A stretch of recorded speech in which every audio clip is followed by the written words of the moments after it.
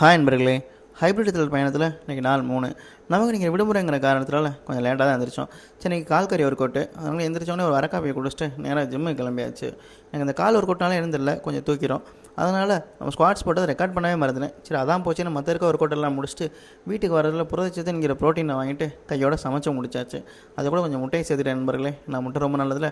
அதை சாப்பிட்டு முடிச்சுட்டு நமக்கு அப்புறம் தான் ஞாபகம் வந்துச்சு நைட்டுக்கு நமக்கு ப்ரெட்டு இல்லையேன்னு.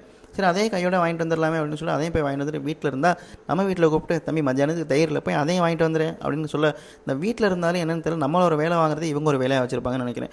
அதை புலம்பிக்கிட்டே வாங்கிட்டு வந்து அப்படியே மத்தியானம் சாப்பிட்டு முடிச்சிட்டேன்.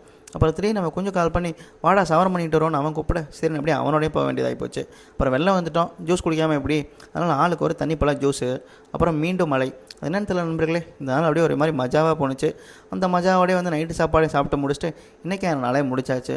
அப்புறம் மறக்காமல் ஃபாலோ பண்ணிடுங்க நண்பர்களே, ஏன்னா பின்னாடி யூஸ் ஆகும். டாட்டா பபி.